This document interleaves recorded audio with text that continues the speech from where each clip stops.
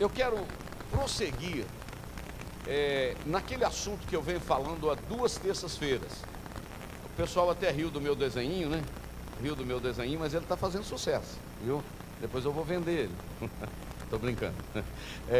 O meu desenho, né, Raul, pra você ver. Eu fiz aquele desenho num momento de meditação na minha casa, né? Não tem nada disso. Eu fiz isso aqui, ó, no banquinho aqui, com o joelho dobrado, me deu na telha assim, né?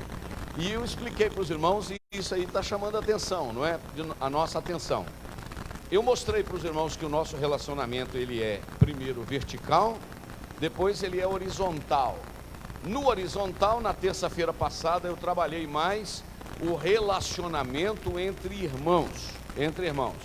Mas hoje eu quero trabalhar agora o nosso relacionamento com as pessoas que ainda não servem ao Senhor e trazer para os ombros da igreja, para os meus ombros e para os seus ombros, a responsabilidade da igreja no que se diz respeito à pregação e à propagação da palavra de Deus. A responsabilidade que temos para com aqueles que ainda não conhecem o Evangelho, ok? Mas para isso, eu quero mostrar para os irmãos o que me veio ao coração hoje bem cedo. Eu acordo cedo. O que me veio ao coração hoje bem cedo, e eu corri para a minha mesinha que eu tenho lá em cima e anotei num papelinho 2 palavras: privilégios e responsabilidade. Repita comigo: privilégio e responsabilidade. Então, primeiramente, no sentido horizontal, eu quero mostrar para os irmãos os nossos privilégios e as nossas responsabilidades, ou privilégio e responsabilidade, de forma individual. Então eu quero que você abra a sua Bíblia, ou leia no telão, mas é melhor que você abra também, né? Primeira Epístola de Pedro, capítulo de número 2, versículo de número 9 e versículo de número 10. Primeira de Pedro, capítulo 2, versículo 9 e versículo 10. E partindo desse texto, eu quero mostrar para os irmãos o nosso privilégio, ou os nossos privilégios e as nossas responsabilidades. Porque todo privilégio demanda também responsabilidade, não é verdade? Todo privilégio demanda responsabilidade. E vou dizer para os irmãos uma coisa: não adianta querer julgar para cima do outro a responsabilidade. No reino de Deus, está todo mundo acompanhando comigo aqui o texto, né? Todo mundo na biblinha, tudo acompanhando aqui. Muito bem. Não adianta nós queremos julgar a responsabilidade para outro, porque nós somos membros uns dos outros. Numa totalidade, nós somos um corpo, que isso é a igreja. Então, o corpo, ele é composto de membros, e cada membro tem a sua responsabilidade e a sua participação, por menor que ele seja. Você pode observar que nós temos uma mão com 5 dedos, nem todos são iguais esses dedos, mas todos têm responsabilidade, todos têm, ou melhor, função. Esta é o que eu queria chegar. Obrigado. Por exemplo, esse dedo indicador, para mostrar, né, que ele está sempre mais à frente, mas esse pequenininho aqui, tem hora que você vai precisar dele para tirar um cisquinho aqui no olho, não é verdade? Ou você tira com o daqui? Não, você tira com esse, não é verdade? Para coçar o ouvido e tirar aqui uma cerinha, você usa qual? Esse menorzinho, né? Pode falar que todo mundo tira, não é verdade? É verdade, não é? Então, cada membro do corpo tem uma participação.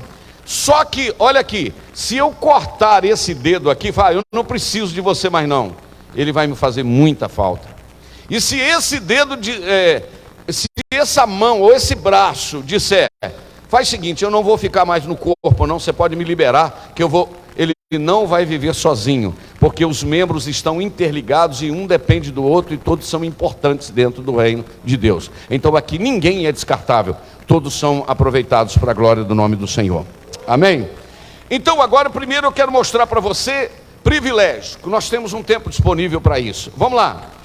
1 de Pedro, o apóstolo Pedro, aquele que na primeira fogueira ele negou Jesus 3 vezes, na segunda fogueira ele viu a manifestação do milagre de Deus de Jesus na beira do mar da Galileia, assando o pão e o peixe, com o pão e o peixe, a segunda fogueira. E a terceira fogueira na vida de Pedro foi a fogueira de Atos 2. Então, o Pedro da primeira fogueira para a terceira fogueira é outro Pedro. Na primeira ele está agachado, dizendo, aquentando-se ao fogo e dizendo: não conheço Jesus, não sei o que você está falando e não sou discípulo. Na primeira, Deus trabalhou na vida dele. Depois da fogueira de Atos 2, ele limpou a garganta, subiu numa gateira, num patamar, numa plataforma, não sei o que, e falou: pode acalmar aí, que não tem ninguém aqui embriagado não. O que está acontecendo aqui é o que Joel 2:28 falou, que há de ser que eu derramarei do meu espírito. Então, ele agora, e o que vocês estão falando aí, ó, esse Cristo aí, vocês mataram, mas ele ressuscitou, e... entendeu? É o Pedro pós-fogueira. Você conhece aquele crente assim, quase igualzinho um picolé, sai até uma fumacinha, mas se ele tiver uma experiência forte com Deus, você encontra com ele, ele fala: meu Deus do céu, estou todo arrepiado aqui, o que é isso? Essas mudanças acontecem. Esse Pedro agora, ele fala muitas coisas maravilhosas. Dentre elas, ele fala esses privilégios nossos aqui. Vamos lá. Mas vós sois o quê? Sois o quê, irmãos? Diga comigo: geração eleita. Privilégio, né? Privilégio de ser uma geração eleita. Número 2, sacerdócio real. Repita comigo. Presta atenção que eu vou dar uma paradinha no sacerdócio real aqui. Eu já mostrei para vocês que no Antigo Testamento eles tinham um reino com sacerdotes. Como é que era um reino com sacerdote? Por exemplo, lá em Israel, Samuel era o sacerdote. O Eli era o sacerdote. E haviam outros sacerdotes lá. Mas o projeto de Deus lá no livro de Êxodo havia dito para Moisés: ô Moisés, o meu desejo é ter, não um reino com sacerdotes, mas era ter um reino de sacerdotes. Não entendi muito não, pastor. Vou te ajudar, vou desenhar para você entender. Aqui a igreja não é um reino de sacerdotes, perdão, um reino com sacerdotes. Se fosse assim, você estava aí, eu seria o sacerdote e eu iria interceder diante de Deus por você. Então todo pedido de oração você tinha que chegar em mim para eu levar lá. Ou outro sacerdote, Alcimar, ou outro Daniel, Gesso, ou Ayla. O pedido chegava até o sacerdote levava a Deus, porque era um reino com sacerdotes. Mas com a morte de Jesus, o caminho do céu foi aberto.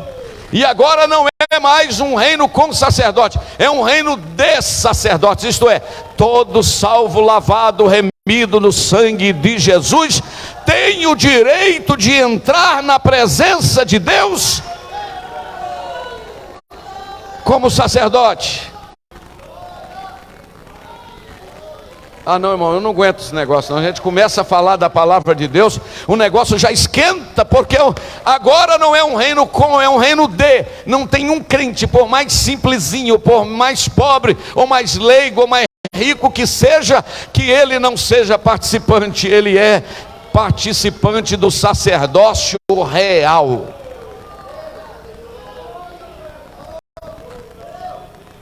Eu já falei sobre isso aqui, não é o foco hoje, mas eu gostaria de dizer que é muito privilégio. Diga comigo, é muito privilégio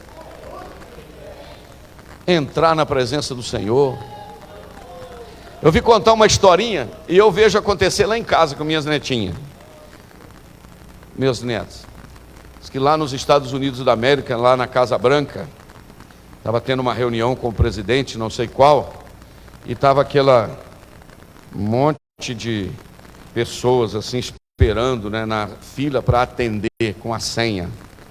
Agora fulano de tal que vai atender, fulano de tal que vai atender. Daí a pouco passou um petitinho assim, uma criancinha, um jovenzinho, adolescentezinho, passou na frente daqueles senadores, daquele povo tudo chique. Ele empurrou a porta, entrou e foi lá no gabinete. Aí alguém falou: mas peraí, que negócio é esse? Nós estamos aqui tanto tempo e esperando, agora passa um aqui e entra e chega lá assim. Alguém olhou e fez assim: ó, pss, fica quieto.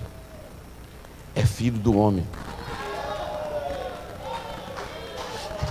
Então agora você não precisa de pedir alguém para ir. A porta está aberta, o caminho está aberto. Você pode entrar.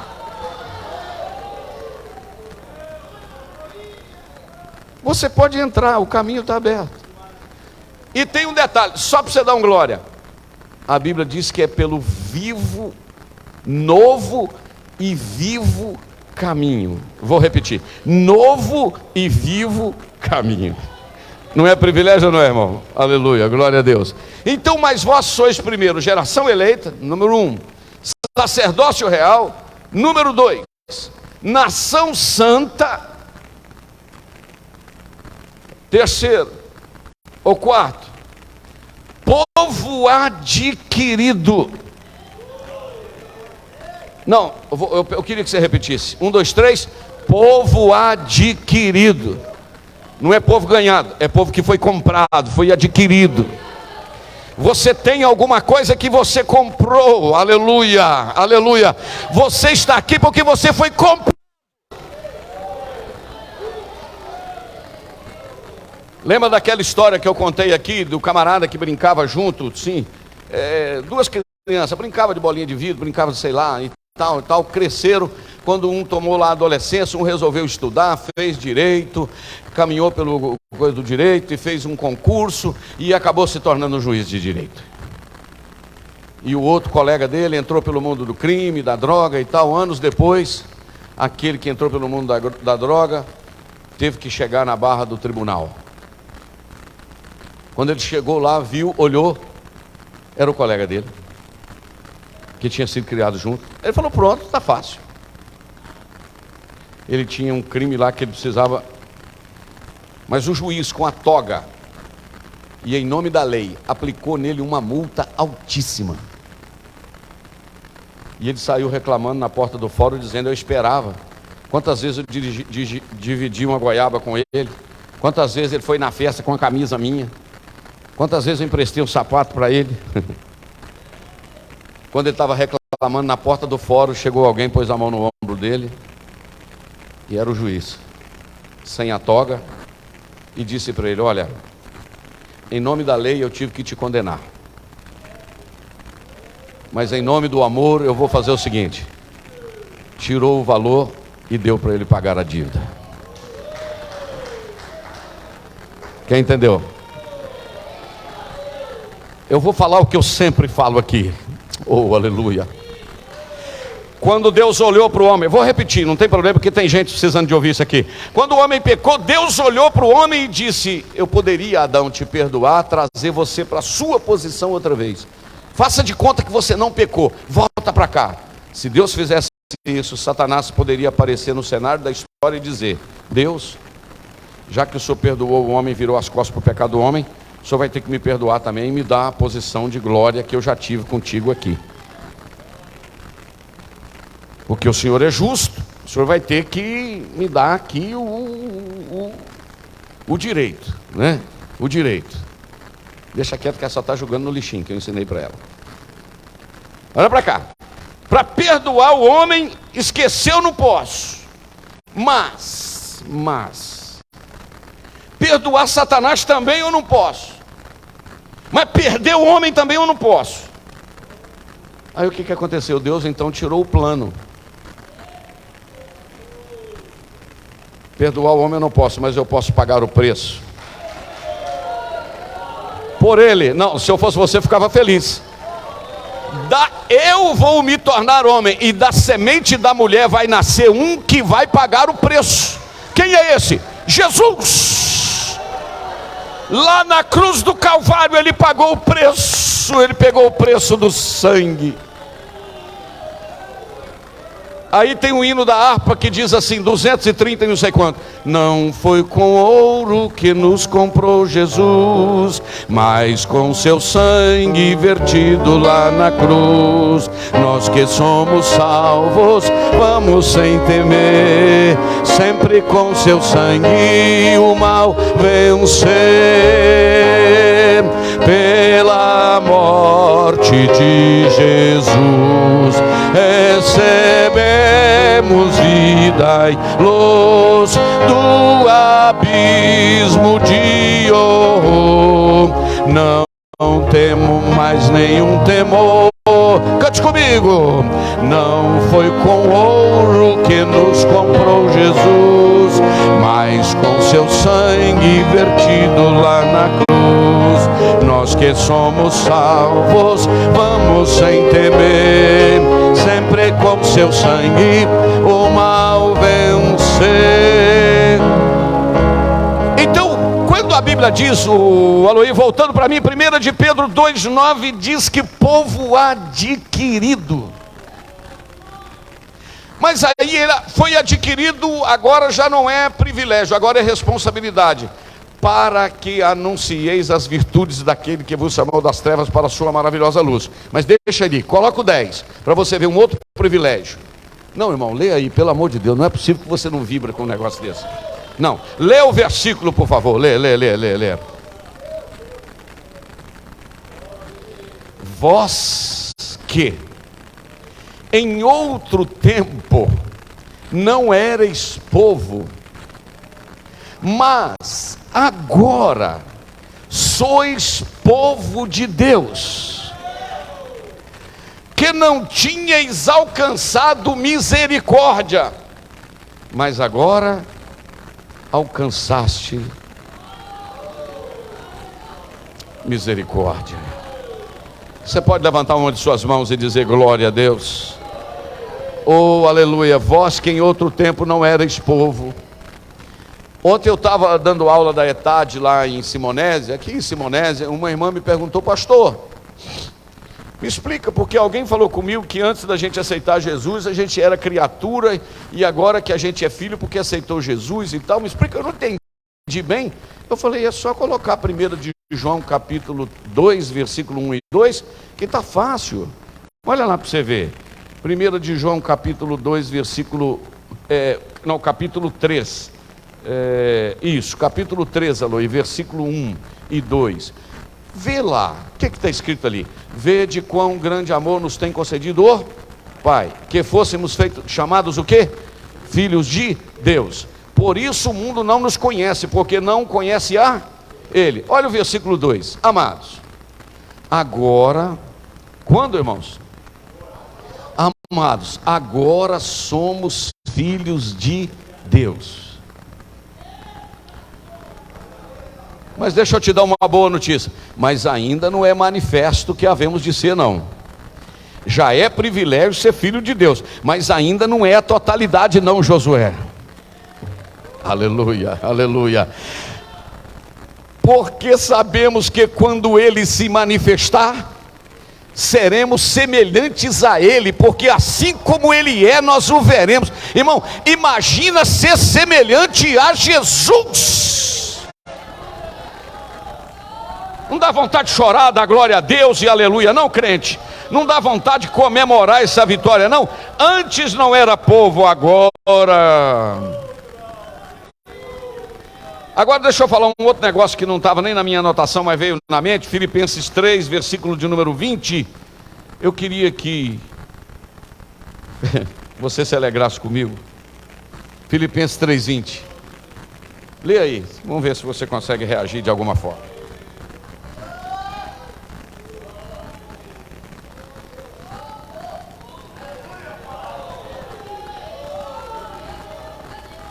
Mas a nossa cidade está nos céus, onde também esperamos o Salvador, o Senhor Jesus Cristo. Olha o 21.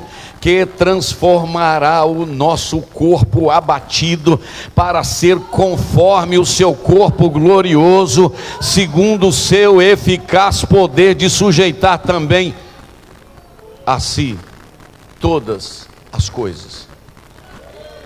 Você já parou para pensar ter um corpo igual ao de Jesus, irmãos? Um corpo glorioso?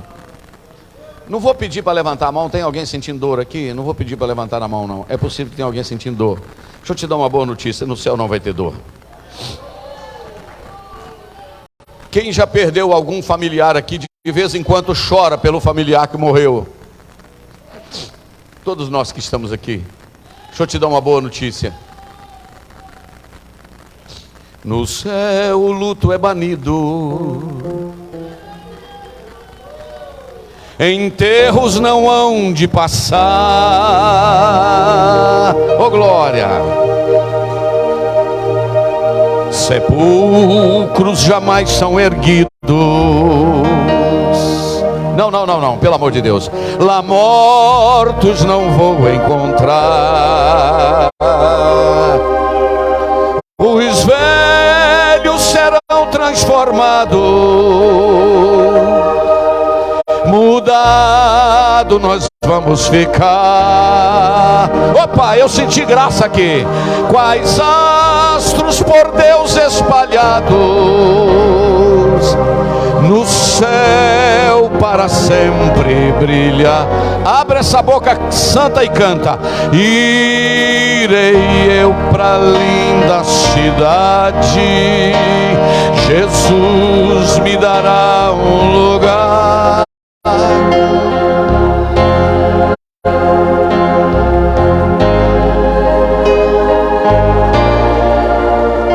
Ripandará sob calabaçai.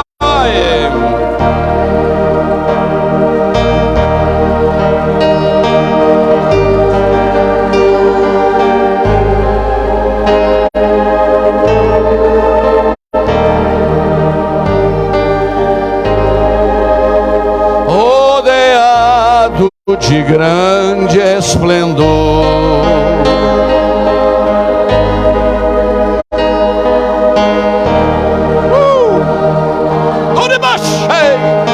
vale a pena ser fiel. Hoje de manhã, em uma leitura que eu estava fazendo, eu peguei um papel aqui, anotei 3 palavras que, graças a Deus que me deu uma memória razoável, eu anotei 3 palavras que eu li hoje de manhã: composição, decomposição e recomposição. Aí pastor, aí o senhor se enrolou. Não, o que é composição? Gênesis 2, quando o Senhor está fazendo o homem, compondo o homem.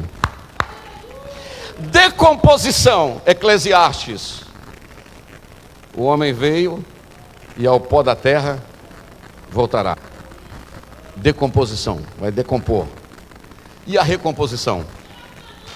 1 Tessalonicenses 15. Este corpo mortal se revestirá da imortalidade. Então aquilo que Deus compôs um dia se decompôs e agora vai ser recomposto outra vez. Amém, irmão? Acho que a gente já podia até ir embora.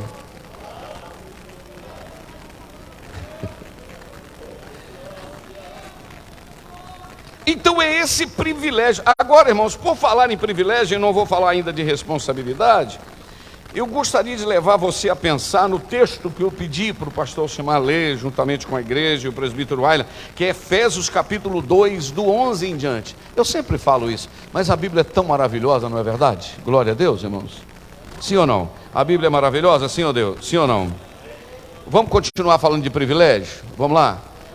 Vamos ver aqui qual que era a nossa situação antes de aceitar Jesus. Vamos lá. Portanto, contudo, entretanto, olha lá. Porém, contudo, vai lá. Portanto, lembrai-vos de que vós, diga assim, vós, porque Paulo está falando com os gentios. Porque antes de Jesus vir, tinha 2 grupos de povos, né? Que eram os judeus, os descendentes de Abraão por sangue, e os gentios. Quem não era descendente de Abraão era gentio, ok? Então Paulo está falando, olha, lembrai-vos de que vós, no outro tempo, éreis o quê? Éreis gentios, lê comigo, éreis gentios na carne, chamados incircuncisão pelos que na carne se chamam circuncisão feita pelas mãos dos homens. Segura aí para me explicar, que pode ser que você não entenda isso aí, negócio de circuncisão. Deus um dia fez uma aliança com Abraão. Qual era a aliança, pastor Jander? Que todo menino, sexo masculino, menino que nascesse, deveria fazer aquela cirurgiazinha de fimose. Certo? Fimose. Cortar uma pelinha que tem no piu-piu do bebê. Posso falar mais claro, não é assim? Hoje em dia, né? Era necessário fazer aquela cirurgia chamada de fimose. Era uma aliança entre Deus e Abraão. Todo macho que nascer tem que ser circuncidado. Nós que éramos gentios, os judeus olhavam para nós e diziam: circuncisa aí, ó. Incircunciso. Mas vai lá.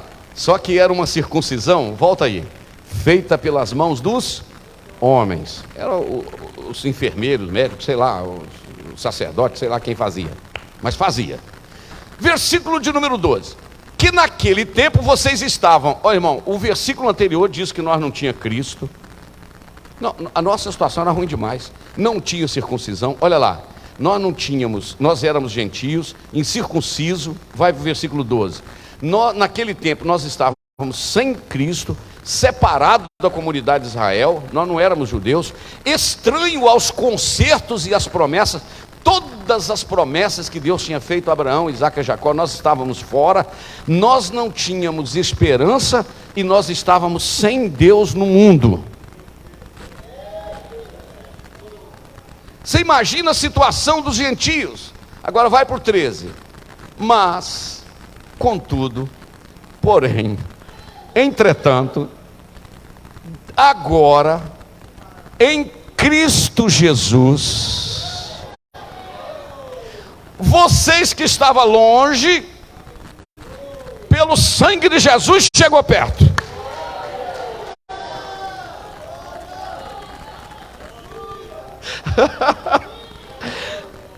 Vai para o 14.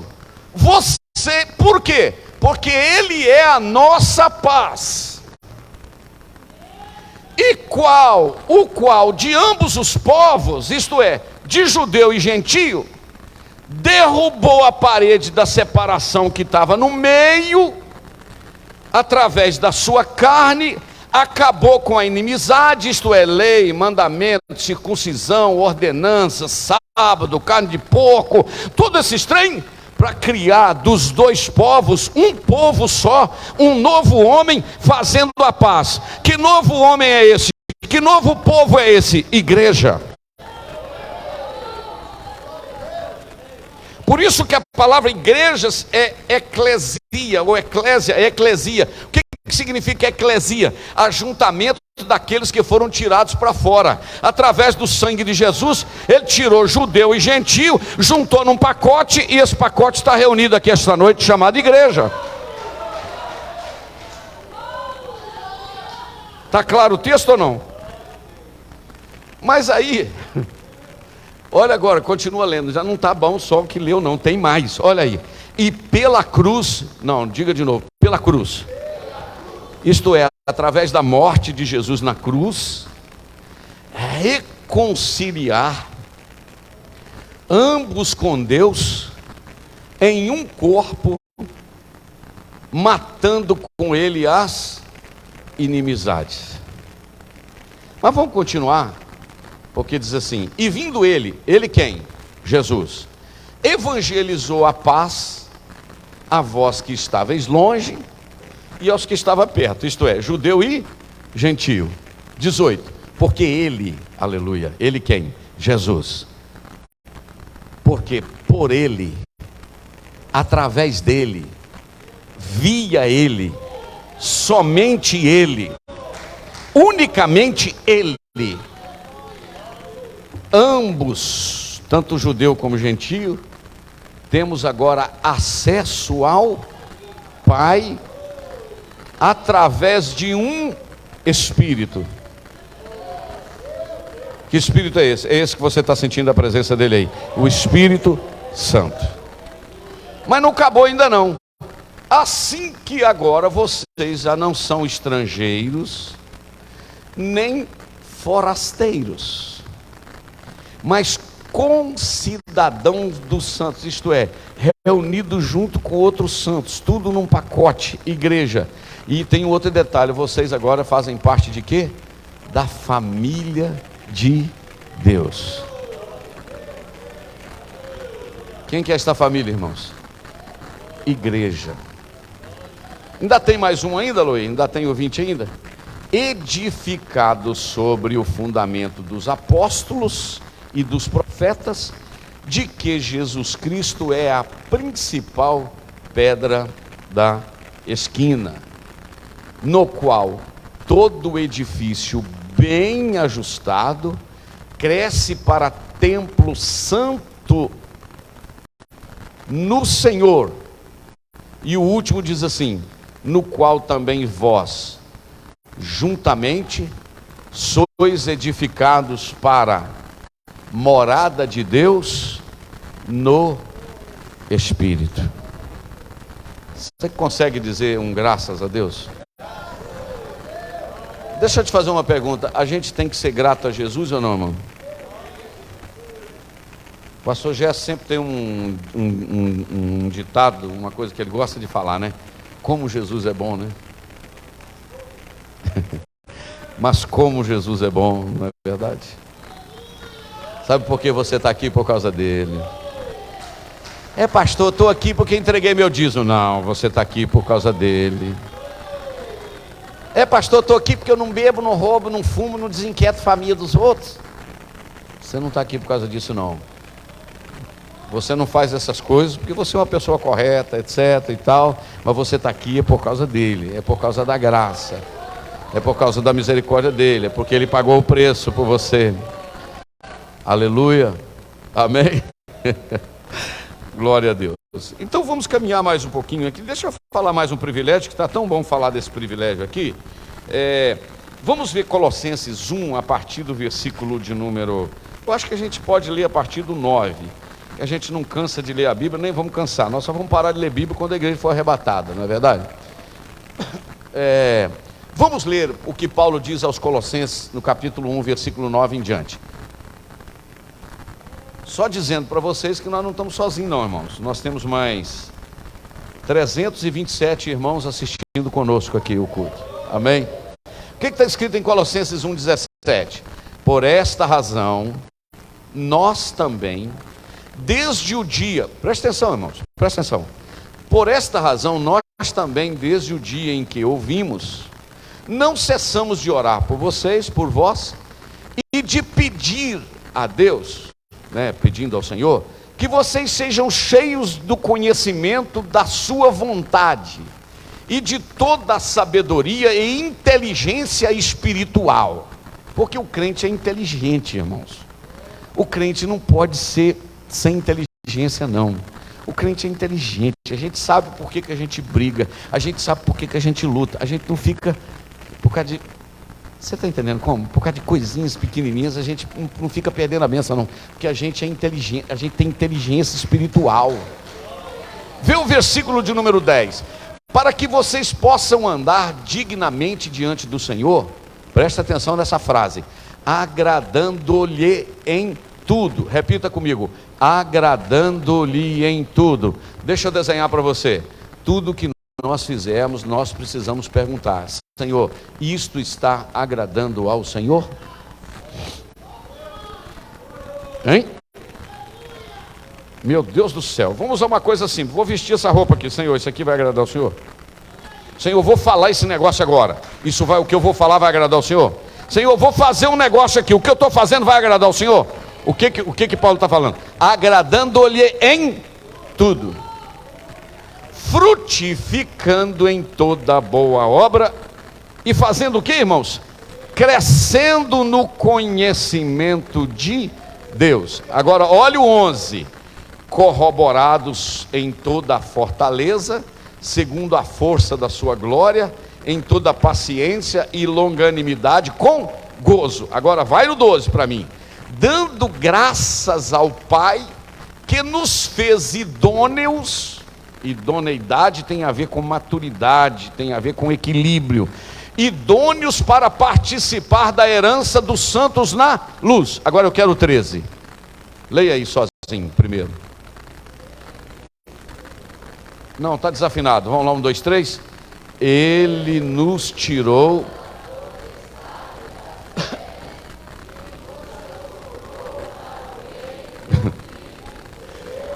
Deixa isso aí. Não, irmãos.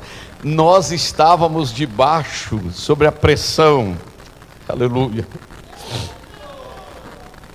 Não estou conseguindo nem falar o que eu estou querendo falar.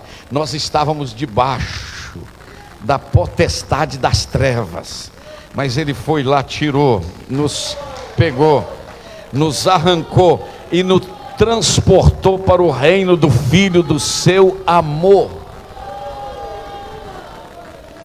Diga agora, diga comigo assim: agora o nível é outro. Nós estávamos nas trevas, estamos agora na luz. Então nós temos que andar como os filhos da luz. É o que a Bíblia diz, não é verdade? Nos transportou para o reino do Filho do seu amor. Versículo de número 14: em quem temos a redenção pelo seu sangue, a saber, a remissão dos nossos pecados. E ainda o 15, eu termino. O qual é a imagem do Deus invisível e o primogênito de toda a criação. Diga-se de passagem que a palavra que está dizendo ali que Jesus é o primogênito de toda a criação, não é primogênito, a palavra ali primogênito do grego, primatos, não é do primeiro que foi criado, mas do primeiro em excelência.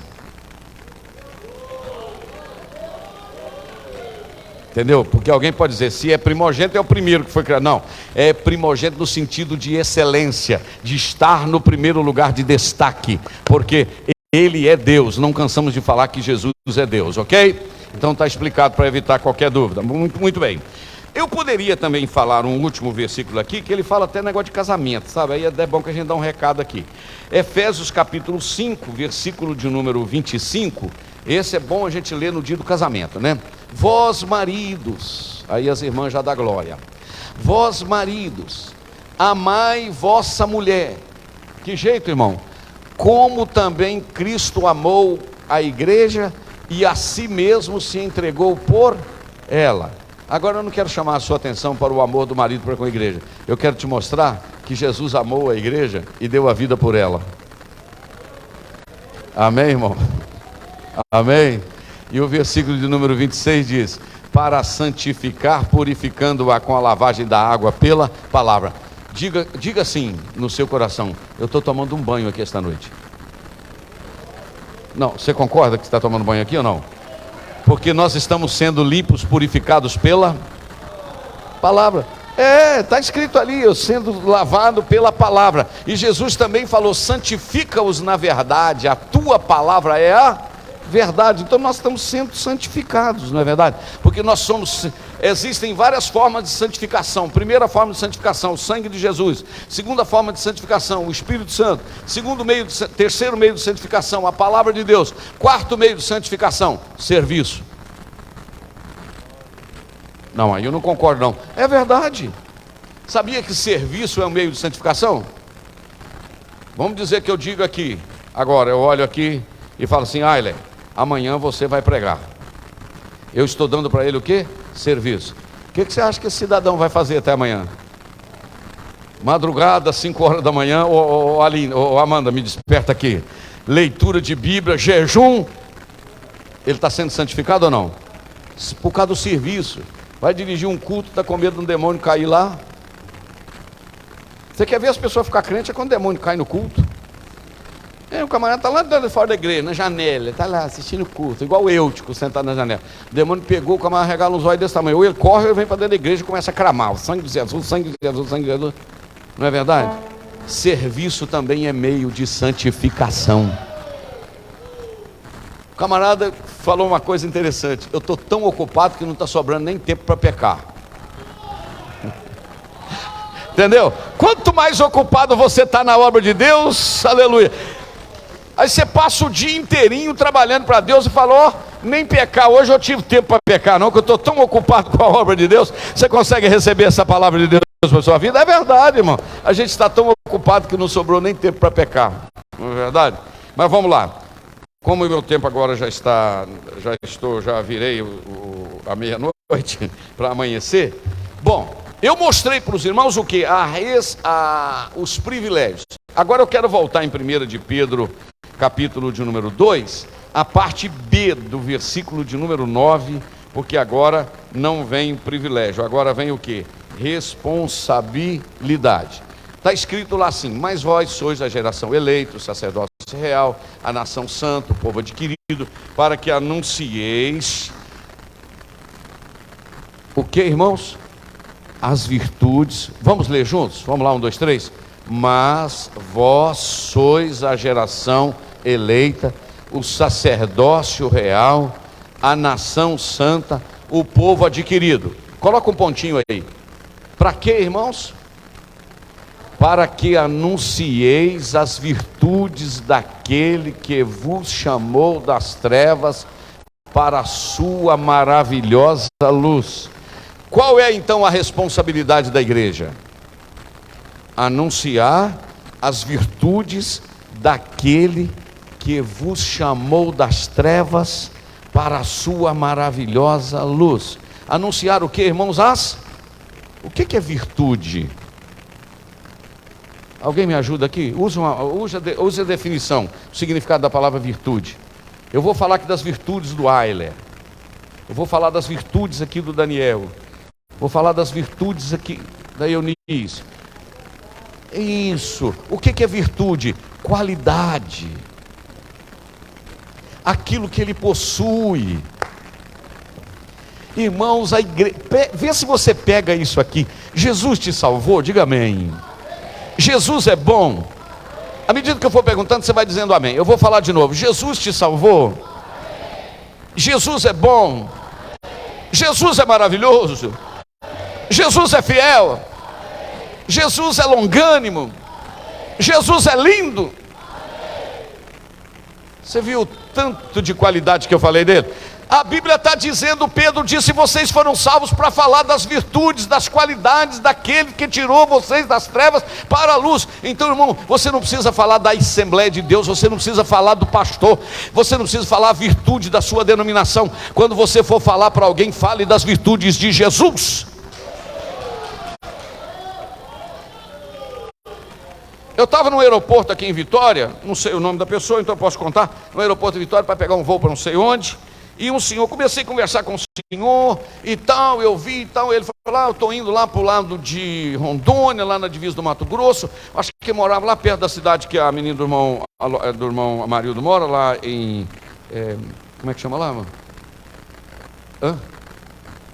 Humaitá, é lá para aquela região lá. Eu lembro que eu até me lembrei, fiz uma ligação. Comecei a conversar com ele e tal, e comecei a falar de Jesus, conversar da Bíblia e tal. Ele falou assim, eu já frequentei muita igreja, na cidade tal, acho que é Humaitá mesmo. Já frequentei igreja, mas aí um irmão lá fez isso, não sei o que, aí eu saí de lá. Aí eu fui para uma outra, quando eu fui lá, um outro irmão lá também me fez raiva, me fez um outro negócio lá. Ele falou que passou por umas 3 ou 4 igrejas. Então é muita decepção. Aí os irmãos não levam a mal não, acho que eu fui um pouquinho mal educado com ele. Eu falei, sabe por que o senhor saiu dessas igrejas todas? É porque o senhor não encontrou Jesus lá.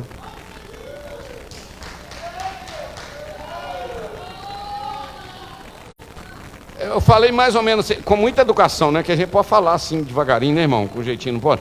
Mas é porque o senhor não teve uma experiência pessoal com Jesus, meu. Quem não encontrou Jesus fica mudando de igreja, caçando Jesus. Quem encontrou Jesus adora Ele, onde foi chamado, adora Ele, porque não está aqui pela denominação, está aqui pelo Cristo que Ele encontrou. Porque, irmão, se eu quiser sair da igreja por causa de alguém, eu tenho motivo. Se você quiser sair daqui, você tem motivo de sair daqui por causa de mim. Mas não sai não, fica aqui por causa de Jesus. Porque eu também estou aqui por causa de Jesus, não é por causa do homem. Quem tem experiência com Jesus fica. É igual, eu vou em algum lugar, alguém pergunta, pastor, durante a pandemia o senhor perdeu muita gente da igreja, saiu muita gente da igreja? Eu acho que sobrou pouca pessoa depois da pandemia que não veio mais, né? Aí o irmão falou lá, não, irmão, a pandemia não tirou da igreja ninguém não, a pandemia só revelou quem não estava.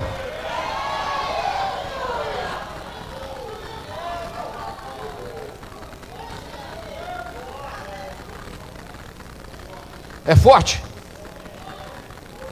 Eu vou falar diante de Deus, Eunice é testemunha. Na época da pandemia, eu preso dentro de casa ali, eu e ela, abria a janela de madrugada, 2, 3, 4 horas da manhã, olhava para a igreja, o tempo tudo fechado, tudo escuro. E eu preocupado, meu Deus, onde esses jovens estão? Onde os irmãos estão? não estou conseguindo chegar lá para pregar. Jesus, não estou no culto. Numa madrugada eu orando, o Senhor falou comigo: meu filho, literalmente o Senhor falou comigo, eles estão sobrevivendo com aquilo que você entregou e ensinou a eles.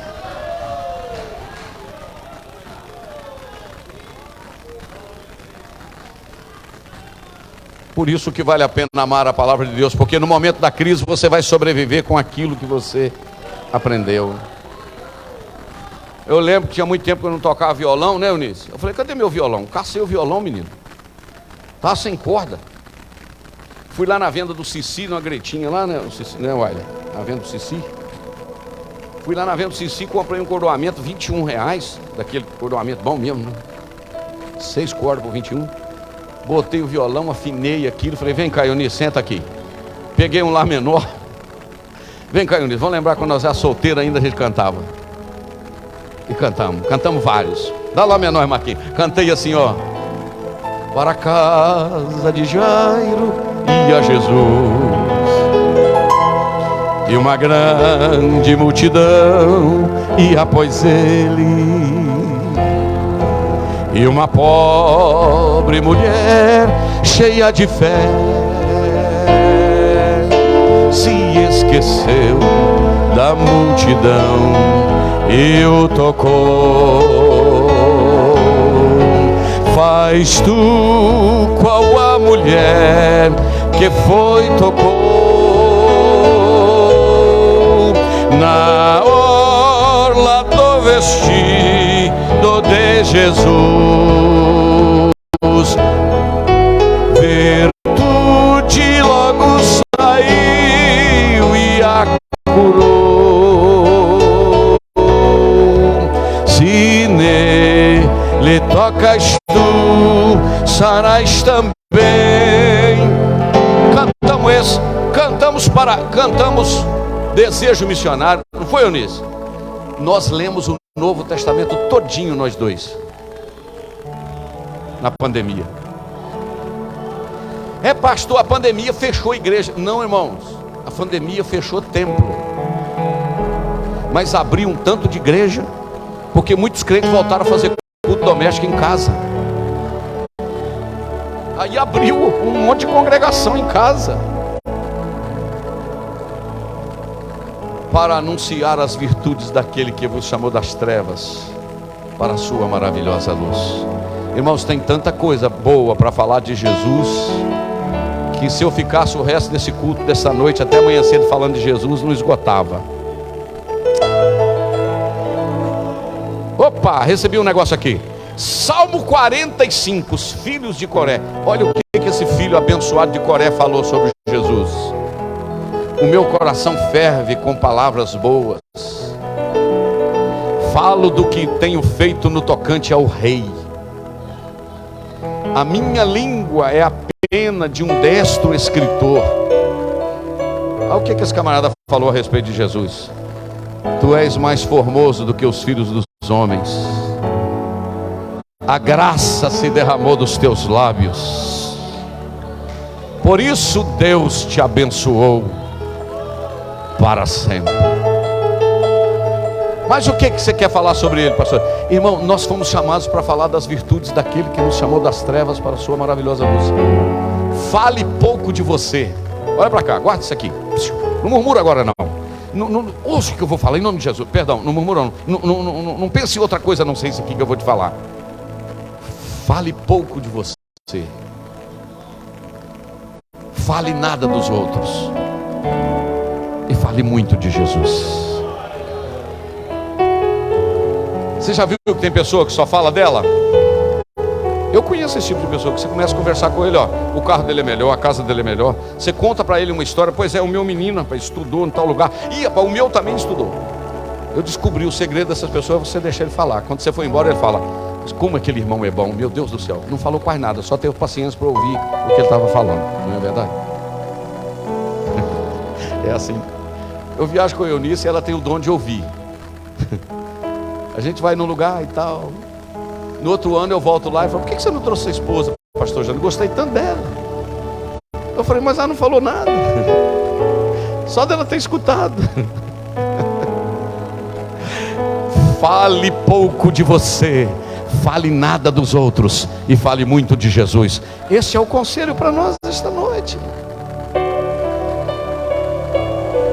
Agora eu vou fechar a Bíblia, porque meu tempo acabou.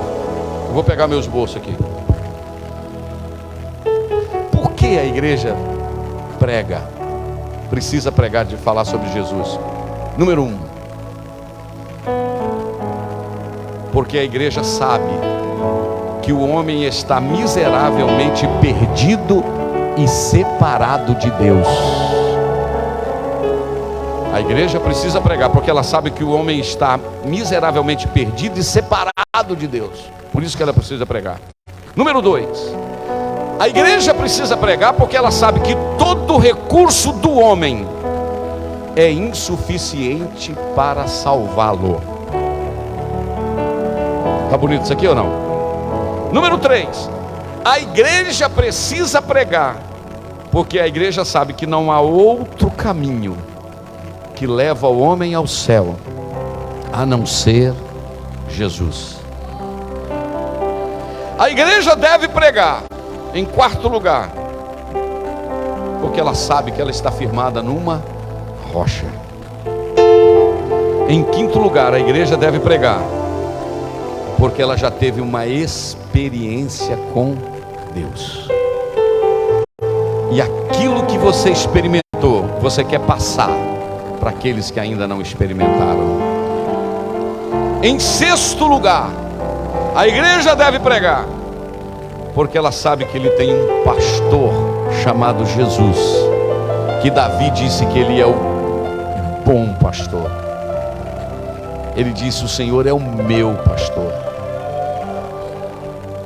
Em sétimo lugar, a igreja deve pregar porque ela sabe que Jesus vai voltar para buscar aqueles que aceitarem a Ele como Salvador.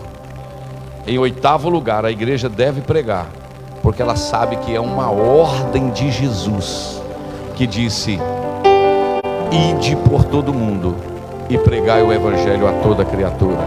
Mas em nono lugar, a igreja deve pregar porque ela sabe que terá uma recompensa. Um dia o Senhor vai chamar cada crente e vai dizer: vem cá, servo bom e fiel. Pastor, eu estou com vontade de chorar, agora eu estou. Pastor, eu não consigo pregar no púlpito, eu não consigo pregar para o meu colega de trabalho, eu não consigo assim. Mas você consegue contribuir para que alguém vá? Você consegue orar para que alguém seja salvo? Agora à tarde eu publiquei às 18 horas uma mensagem sobre a pessoa do Espírito Santo, o Consolador. E eu recebi de um amigo meu do estado de Goiás, sabe a cascarinha de lágrima, dizendo: pastor, mandei esta mensagem no grupo da família, e a minha tia acabou de me mandar uma mensagem aqui dizendo: eu quero Jesus outra vez. Eu quero Jesus outra vez.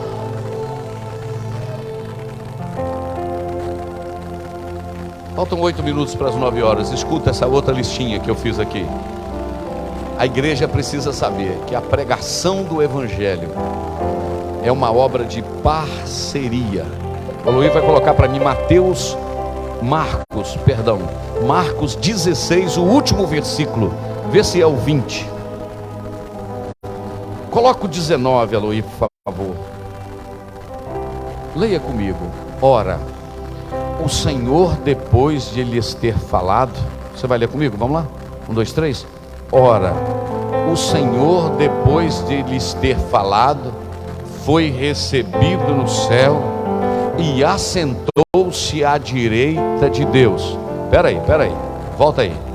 Fez o quê? Nasceu, viveu, morreu, ressuscitou, ficou 40 dias com seus discípulos, voltou e assentou à direita de Deus, para cumprir o que está escrito no Salmo 110, 1. O que está escrito no Salmo 110, 1?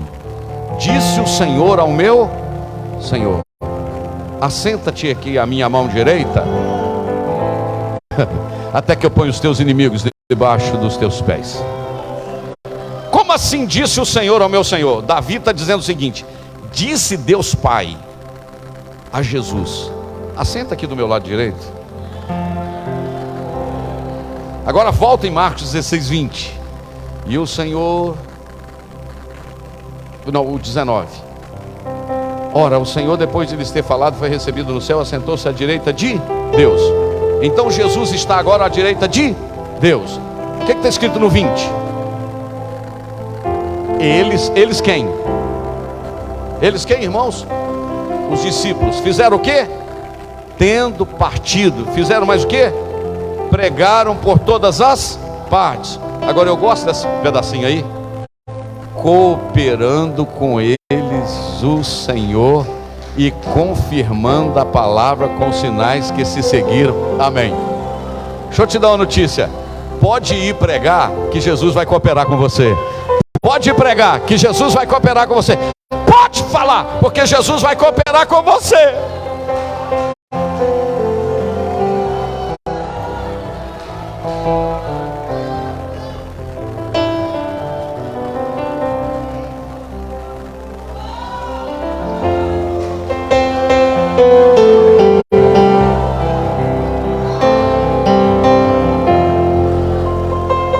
A igreja precisa pregar porque é uma obra de parceria.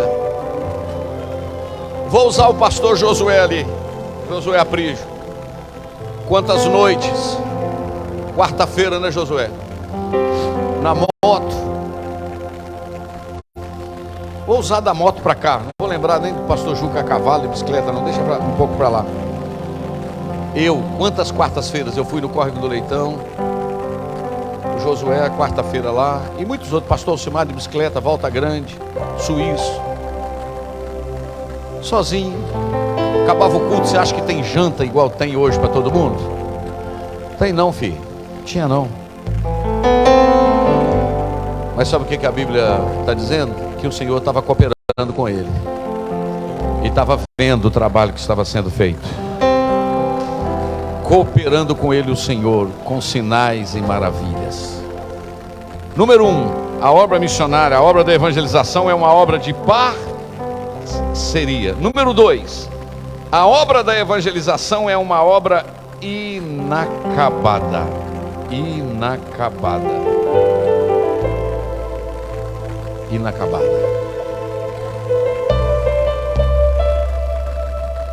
Por quê? Atos 1 e 1 e Atos 28, 31. O que está escrito em Atos 1 e 1? Fiz o primeiro tratado, ó Teófilo, acerca de tudo que Jesus o quê? Começou.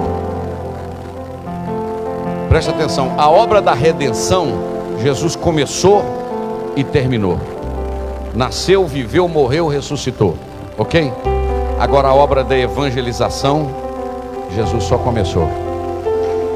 Ele falou com os discípulos: vão para a cidade de Jerusalém, até que do alto sejais revestidos de poder, e ser-me-eis testemunhas. Agora Atos 28, 31. Paulo, pregando o reino de Deus e ensinando com toda a liberdade as coisas concernentes ao reino de Jesus, do Senhor Jesus Cristo, sem impedimento algum. Aí terminou o livro de Atos, sim ou não? Qual a palavra que está faltando aí, que o pastor Jean sempre ensina? A palavra amém. O livro de Atos não tem a palavra amém, porque a história da igreja não terminou em Atos 28, 31. Esse culto aqui esta noite é mais um versículo para o livro dos Atos da igreja. Então ela é uma obra inacabada. Número 3, uma obra urgente. Existe uma palavra até difícil de falar, que é a palavra procrastinação. O que é procrastinar? Olha para cá, deixar para depois. Empurrando com a barriga. Não, Irmãos, a obra da evangelização é uma obra urgente. precisa ser pregada hoje. Em quinto lugar, em quarto lugar, uma obra intransferível. Não dá para transferir para ninguém. É responsabilidade da igreja. Em sexto lugar, é uma obra global. Você não sabia, você sabe disso, que eu enfrento resistência por causa de trabalhar com missões em vários outros países? De vez em quando alguém fala, não sei para quê. Investir em país tal, não estou evangelizando nem Brasil, nem Ipanema. Se não está evangelizando aqui, não é problema de Deus, irmãos, é problema da igreja.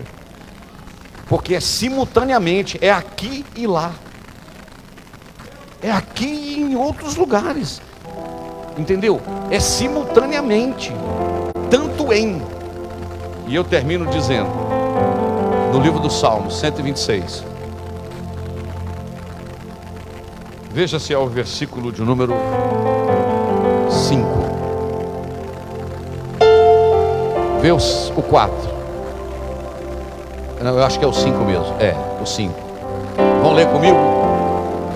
1, 2, 3. Os que semeiam em lágrimas cegarão com alegria. É uma missão gloriosa. Deixa eu te dar um conselho. Não levanta contra ninguém que gosta de evangelizar e fazer missões. Porque é um negócio que mexe com o coração de Deus. Os que semeiam em lágrimas cegarão com alegria. Verso 6. 1, 2, 3. Aquele que leva a preciosa semente, andando e chorando, voltará sem dúvida, com alegria, trazendo consigo os seus molhos. Fique de pé comigo.